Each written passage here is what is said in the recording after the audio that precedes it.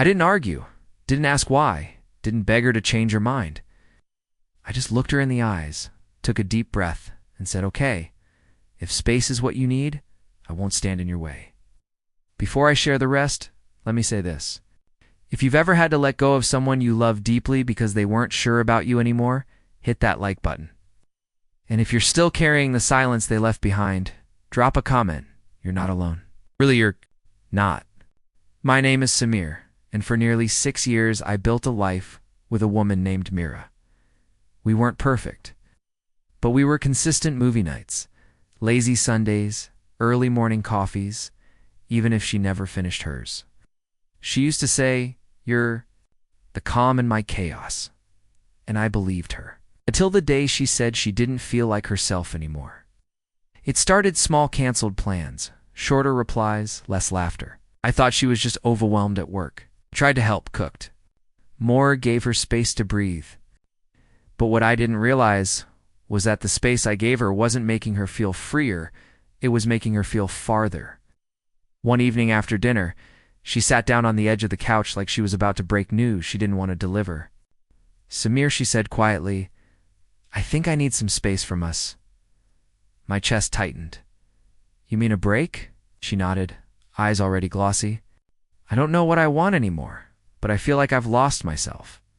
Maybe we jumped into this life before I was ready." She expected resistance, maybe a fight, maybe a guilt trip, but I surprised her. I just nodded, stood up slowly, and said, okay. Not because I didn't care, but because I cared too much to trap her in something she wasn't sure of. The next day, I packed a few bags and moved to a small rental across town.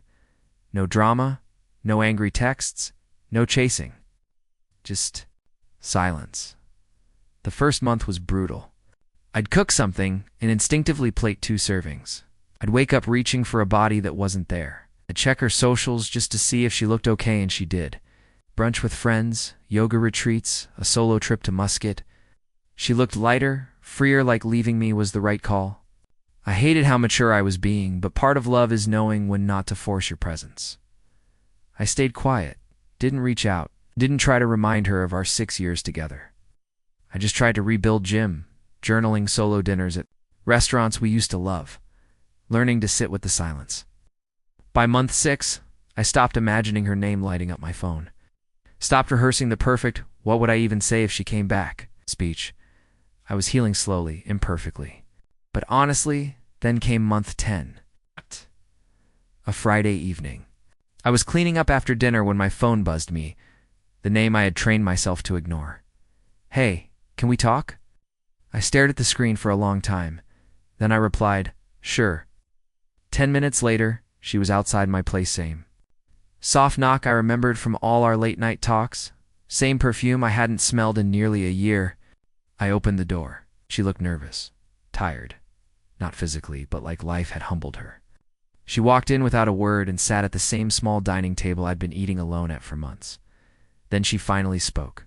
I thought about this moment 100 times, thought about what to say. I didn't interrupt. I really thought space would give me answers.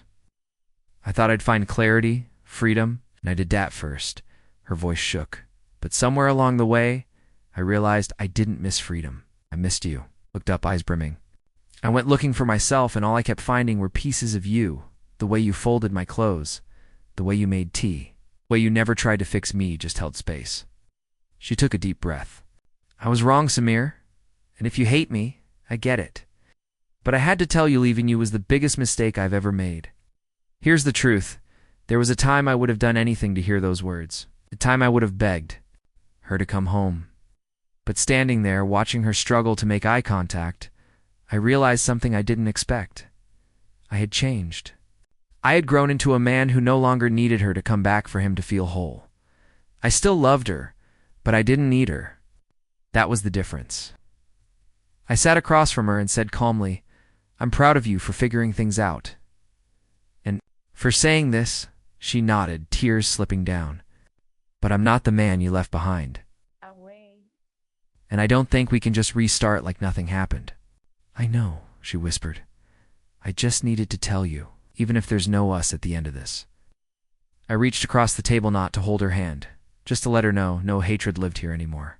Thank you, I said, for the honesty, for coming back, and for reminding me how far I've come.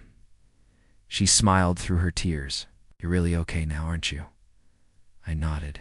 Yeah, I really am. We didn't hug, didn't say maybe someday. She left quietly, just like she had 10 months earlier. But this time I didn't feel empty. I felt free. Sometimes the real power isn't in getting them back, it's in knowing you're whole without them. When they do return, you'll know the difference between love and peace. This story found your heart at the right moment? Hit that like button, share your story in the comments. And remember, walking away doesn't always mean giving up. Sometimes it's how you begin.